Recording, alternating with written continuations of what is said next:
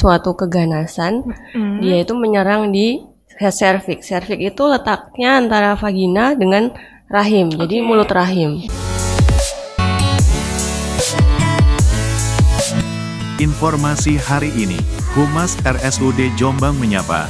Bincang-bincang dengan Dr. Dian Puspita Firdayanti, SPOG, dokter spesialis kandungan dan kebidanan RSUD Jombang.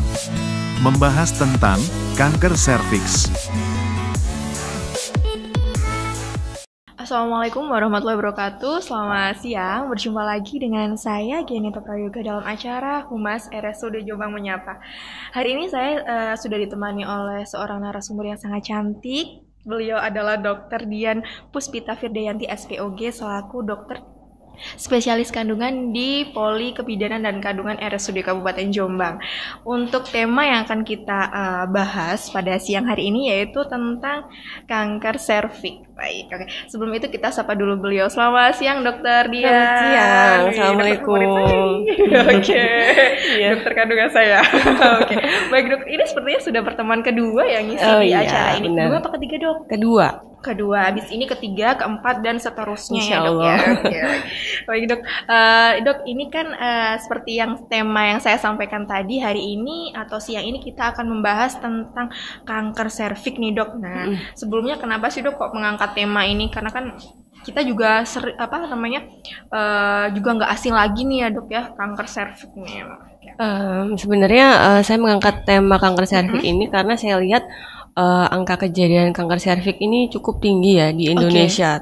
Jadi di Asia Tenggara itu Indonesia menempati urutan pertama untuk kejadian kasus CA serviks. Di Indonesia di se-Asia Tenggara. Jadi level nomor 1. Banyak juga ya. Banyak. Dan angka kematiannya juga cukup tinggi. Jadi dalam waktu 1 jam itu di Indonesia ada dua wanita yang meninggal akibat kanker serviks. Jadi sangat sedih sekali ya sebenarnya karena kanker serviks ini dia bisa dicegah sebenarnya. Gitu. Jadi sebenarnya kanker serviks ini suatu penyakit atau kondisi yang seperti apa sih Dokter Dian? Jadi kanker serviks ini ialah suatu keganasan. Dia itu menyerang di cervix. Cervix itu letaknya antara vagina dengan rahim, jadi mulut rahim. Jadi kanker mulut rahim. Ya, kanker mulut rahim bahasa awamnya. Ya. Jadi penyakit kanker serviks ini adalah kanker mulut rahim yang disebabkan oleh apa sih dok? 99% dia itu disebabkan oleh namanya virus HPV, Human Papilloma Virus, gitu. Jadi Human Papilloma Virus ini dia ditularkan melalui hubungan seksual. Jadi dia termasuk penyakit menular seksual sebenarnya. Jadi orang-orang yang sudah pernah berhubungan seksual berisiko terkena HPV ini gitu. Karena penyakit seksual itu yang pertama. Terus mungkin ada faktor umur atau bagaimana? Sebenarnya untuk faktor-faktor risiko kapan seorang wanita terkena itu banyak ya. Jadi misalnya yang pertama wanita itu sering gonta-ganti pasangan seksual, kemudian atau dia memiliki pasangan yang pasangannya itu sering gonta-ganti pasangan seksual gitu. Terus dia pernah riwayat terkena penyakit infeksi menular seperti kutil kelamin itu. Kemudian merokok itu juga. Kenapa kok merokok? Karena merokok itu maksudnya yang perempuannya tuh merokok karena dia itu bisa menurunkan kekebalan tubuh gitu. Jadi virus itu bisa gampang mudah masuk. Kemudian kurang menjaga kebersihan organ kewanitaan. Kemudian juga terlalu melahirkan terlalu banyak, itu juga berisiko. Ini ya dok ya. Iya, melahirkan normal maksudnya. Melahirkan normal. Iya. Terus dia pertama kali berhubungan intim itu di usia yang terlalu muda, jadi di bawah umur 20 tahun. Itu berisiko. Berarti faktor-faktor yang beresiko tadi memang yang pertama yaitu bergonta-ganti pasangan itu juga bisa salah satu penyebabnya juga ya kan. Kemudian faktor umur yang mungkin berhubungan seksual tadi di bawah umur 20 tahun. 20 tahun itu tadi juga ya dok. Terus perokok itu juga salah satu pemicu dari kanker serviks ini ya. Nah, untuk saat ini kan tadi dijelaskan ya dokter ya bahwa faktor-faktor resiko. Gejalanya apa sih dok yang biasanya timbul pada penderita kanker serviks ini? Jadi gejalanya itu kalau antara stadium dini dengan stadium lanjut memang khasnya kurang jelas ya, gejala khasnya. Oh ini stadium dini, ini stadium lanjut tuh masih belum jelas. Tapi memang kebanyakan gejalanya tuh didulu dengan keputihan. Keputihannya tuh dia berbau nggak enak dan kemudian ada yang bercampur darah. Kemudian kadang-kadang juga ada perdarahan di luar masa haid. Jadi udah selesai haidnya tapi perdarahan lagi atau perdarahan pada saat setelah hubungan senggama. Kemudian kalau sudah stadium lanjut biasanya ada nyeri panggul, terus penurunan berat badan seperti itu. Nah itu tadi gejala-gejalanya terkait keputihan, pendarahan itu tadi, terus kemudian pendarahan ketika selesai saat berhubungan sama nyeri panggul ya. Nah paling untuk sering. Gejala-gejalanya ini timbulnya itu ketika seseorang terdeteksi atau bagaimana tuh? Atau kanker serviks ini terdeteksi ketika mungkin ada masanya atau berapa bulan gitu atau bagaimana? Jadi kalau dari gejala itu dia karena dia kurang spesifik kapan jadi kebanyakan tuh telat. Jadi sudah stadiumnya udah lewat, sudah stadium lanjut baru keluar gejala-gejala seperti itu. Kebanyakan seperti itu di Indonesia karena kita kan screeningnya kurang sekali ya di sini gitu. Jadi gejala-gejala tadi bisanya timbul di stadium yang lanjut ya dok ya. Oke. Nah untuk berdasarkan tingkat dari stadiumnya untuk kanker serviks ini dibagi menjadi berapa stadium dok? Secara umum ada stadium dini dan lanjut. Stadium dini itu stadium 1 sampai 2A. Kalau stadium lanjut itu di atas 2B sampai 4. Satu apa dok? 1 sampai 2A itu stadium dini. Yang stadium 2B ke atas sampai 4 itu masuk stadium lanjut. Oke, nah untuk pemeriksaan berdasarkan tingkat dari stadiumnya ini apa saja dok? Karena kan tentunya pasti penanganannya juga berbeda-beda ya dok ya. Yang biasanya dokter Dian lakukan apa aja? Biasanya kalau ada seorang wanita kita curiganya dia ada CA cervix, biasanya kita lakukan pemeriksaan di poli di RSUD Jombang tuh minimal pap smear. Jadi pap smear nanti kita melihat mulut rahimnya, lalu kita ngambil sampel dari mulut rahim lalu diperiksa di mikroskop, nanti yang periksa dokter spesialis patologi anatomi. Nah itu apabila ada sel kan di hasilnya, di hasil pemeriksaan. Salah satu tadi deteksinya yaitu pap smear ya dok ya. Nah untuk syarat-syarat pap smear ini bagaimana dok? Mungkin dilakukan setelah haid atau dalam kondisi yang bagaimana? Waktu haid ya, karena nanti atau waktu perdarahan karena nanti bisa mengganggu pemeriksaan. Kemudian tidak boleh berhubungan 1x24 jam sebelum pap smear. Kemudian pada saat ada infeksi, jadi nunggu sembuh dulu infeksinya baru di pap smear seperti itu. Jadi tidak boleh langsung ya. Jadi memang syarat untuk pap smear juga harus mungkin setelah menstruasi itu tadi, terus tidak berhubungan tadi 1x24 jam ya dok ya. Terus tidak ada infeksi di area tadi ya dok ya. Terus tidak pakai sebelumnya tidak boleh pakai kayak lubrikan atau obat-obatan yang dimasukkan kayak ke dalam. Pewangi-pewangi gitu juga nggak boleh. Karena kan ada tuh pewangi-pewangi santun.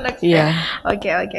Nah dokter, untuk saat ini untuk kasus CA cervix sendiri yang ditangani dokter Dian di poli kandungan ini sudah mencapai berapa persen dok? Kalau setiap harinya mungkin atau mungkin setiap bulan mungkin ada berapa sih dok? Kebanyakan sih nantinya akan dirujuk sih ke Surabaya. Gitu ya, dok, Cuman kalau hitungan pastinya mungkin berapa ya? 10 mungkin. 10 range gitu ya dok. Untuk kasus yang paling sering ditangani di kandungan apa dok selain CA cervix ini? Biasanya kista. Kalau untuk kasus ginekologi ya kista. Kista itu tadi. Nah dokter, yang ingin saya tanyakan juga nih, tadi kan sudah dijelaskan terkait faktor-faktor yang beresiko, kemudian gejala-gejalanya. Nah untuk deteksi dini atau pencegahan dini apa saja yang harus kita lakukan nih dok? Karena kan kita tahu tadi dokter sampaikan bahwa di Indonesia ini menempati peringkat pertama se-Asia Tenggara nih dok ya. Tentunya kan masyarakatnya juga harus lebih diedukasi lagi ya terkait ini ya dok ya. Benar sekali. Jadi memang edukasi mengenai CA cervix ini masih kurang ya, terutama di usia-usia sekolah. Memang harus sejak dini kita pencegahan primer dan sekunder. Pencegahan primer tuh yang paling utama yaitu Oh, itu harus dihindari mulai dari seksual pencegahan. Oke, vaksin. Kebetulan di Indonesia itu sudah mulai diadakan di sekolah. Jadi vaksin ini bisa diberikan pada usia. Oh, bisa ya dok ya? Bayar ya. Kalau sekarang udah masuk program 6 SD sudah diberikan imunisasi HPV. HPV ya, oke. Tadi untuk pencegahannya ada pencegahan sekunder dan pencegahan primer. Nah, yang sekunder itu dengan screening. Jadi inspeksi visual asam asetat itu nanti mulut rahimnya itu di cuka itu. Nah, nanti kalau misalnya dia terjadi perubahan warna, maksudnya dirujuk ke rumah sakit untuk tindakan lebih lanjut. IVA ini paling mudah, jadi bisa dilakukan di puskesmas karena tidak perlu dokter, bidannya bisa. Oh gitu, iya. Dan yang kedua pap smear. Pap smear ini dia bisa mendeteksi. Jadi kan hanya ngelihat kalau permukaannya berubah warna atau enggak. Tapi kalau pap smear dia ngelihat secara langsung ada sel-sel abnormal apa enggak gitu. Itu tadi yang untuk pencegahan sekunder ya, ada IVA, pap smear sama pemeriksaan HPV ya dok ya, atau jadi nanti diambil bisa. Dok, tadi kan disebutkan bahwa ada vaksinasi HPV ya dok ya. Nah, untuk pemberian vaksinasi HPV ini diberikan berapa kali dok? Usianya kurang dari 15 tahun itu dia pakai 2 dosis. Jadi dosis pertama kemudian dapat diulang 6 sampai 12 bulan kemudian. Tapi kalau udah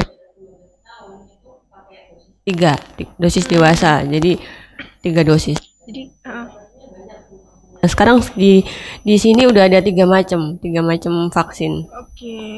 Ya. Kalau untuk usia yang mungkin di atas 30 gitu juga sama ya dok ya pemberiannya juga? Yang 3 dosis itu. 3 dosis itu. Dan untuk kurun waktunya dari vaksinasi yang pertama, kedua dan ketiga berapa lama jangka waktunya kalau untuk yang usianya sudah? Yang 3 dosis. Jadi yang 3 dosis itu bulan ke-0 lalu diulang 2 bulan kemudian lalu 6 bulan kemudian. Seperti itu. Ya. Nah dokter, untuk yang saya tanyakan juga untuk pemeriksaan, tadi kan disebutkan pemeriksaan HPV ya dokter ya. Sebenarnya tujuan dari pemeriksaan HPV ini apa sih dok selain untuk deteksi ini? Kalau untuk HPV itu dia untuk mengetahui jenis HPV mana yang udah kena di kita gitu. Karena nggak semua HPV itu memang yang dapat memberikan dampak CA cervix. Jadi ada HPV itu yang low risk dan ada yang high risk.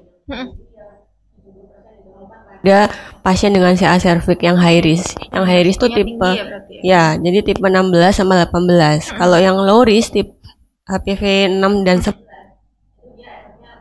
9 itu kutil kelamin atau bahasa medisnya kondiloma acuminata itu. Gitu. Jadi tujuannya HPV DNA ini, pemeriksaan HPV ini untuk tahu, oh udah terpapar ini belum, virus tipe ini belum gitu. Gitu. Tadi tujuannya dari pemeriksaan HPV. Nah dokter, yang ingin saya tanyakan juga, karena kan banyak juga orang yang kita nggak asing juga nih kanker serviks nih dok ya. Nah orang pasti wah udah divonis kanker terus takut gitu ya untuk berobat. Nah yang ingin saya tanyakan, apakah kanker serviks ini bisa disembuhkan dok? Kalau untuk disembuhkan jelas gitu. Apabila di stadium 1 itu kurang lebih sampai 5 tahun. Kalau stadium 2A dia tuh kurang lebih 70% gitu. Sampai 45%. Hidup dalam 5 tahun ya. Jadi bukan sembuh sempurna, bukan ya. Iya. Lebih jelek lagi 10% aja gitu. Jadi ya kadang-kadang Bukan kadang-kadang sih, seringnya datang udah stadium lanjut di atas 2B gitu. Oke, nah mungkin menurut point of view-nya Dokter Dian, apa sih dok yang harus kita lakukan agar masyarakat ini lebih aware lagi, lebih sadar lagi, intinya tidak takut lagi untuk periksa atau deteksi dini lagi ya? Terkait karena kan kita tahu bahwa kanker serviks ini juga kanker yang banyak diderita wanita ya dok Iya, ya, iya. dan memang mematikan juga ya. Oke. Jadi itu tadi ya, yang paling penting ya pencegahan tadi. Hindari hubungan seksual multi partner, kemudian hubungan seksual dini, terus vaksin dan screening rutin tiap tahun, pap smear atau IVA. Untuk Seperti pap itu. smear ini dilakukan berapa, 1 tahun sekali dok atau Jadi kalau misalnya 3 kali pemeriksaan pap smear tahunan itu normal, itu dia bisa nanti yang selanjutnya 3 tahun. Oh, Gitu. Jadi 1 tahun dulu, Ya, setelah itu sampai 3 kali. Nanti kalau sudah baik terus, nanti selanjutnya 3 tahun, 3 tahun sekali gitu. untuk pemeriksaan. Sampai umur 65-an. Untuk di RSUD sendiri sudah ada tadi ya layanan tadi ya? Oh, dok, ya, Pak? sudah Oke, ada. Sudah lengkap juga ya dok ya. Oke. Dokter, untuk kunjungan saat ini ya di poli kandungan ini perharinya berapa pasien dok? Biasanya, Kalau dok? seluruhnya atau Seluruhnya, ya. macam-macam ya. Jadi pernah 100. Iya. Oke, Tapi baik, yang jelas baik. 40 ke atas pasien di RSUD Jombang. Baik dokter, ini sebelum acara ini kita closing nih, mungkin ada take home message Dokter Dian untuk disampaikan kepada masyarakat umum di sana. Monggo silakan, nggak apa-apa, mungkin pesan atau mungkin advice silakan. Ya, Buat para wanita, betul. khususnya yang di Jombang ya. Iya. Jadi tetap gaya hidup sehat, hindari faktor resiko, kemudian jangan malu untuk screening dan jangan takut ya. Kadang-kadang Iya. malu diperiksa karena tidak nyaman mungkin. Nah, itu dilupakan Iya, aja. Lebih baik mindsetnya. screening dan vaksin, jangan lupa ya vaksin. Oke, itu tadi. Jadi kalau misal mungkin ada sanak saudara yang mungkin ada keluhan tadi ya dokter ya, monggo nggak usah segan-segan untuk periksa ke poli kandungan di RSUD Jombang. Biasanya kan malu ya dok ya. Kalau nggak mau dokter cowok, boleh ada dokter Dian ya kan. Iya. Ya, enak diajak konsultasi gitu. Iya. Biasanya kan malu dok ya. Iya, gitu kan. benar, nggak Iya, nyaman. kan. Terus untuk dokternya sendiri atau polinya sendiri bukanya dari hari Senin sampai dengan Jumat ya dokter ya, iya. untuk Sabtu Minggu libur. Terus untuk dokter poli kandungan ada berapa dok sekarang dok? Ada 3? Ada 3 ya? Iya. 3 apa 4 dok? 3 ya? Ada 3. Ketiga ya, dokter Iya. Dian, Dokter Iwan. dokter Joko.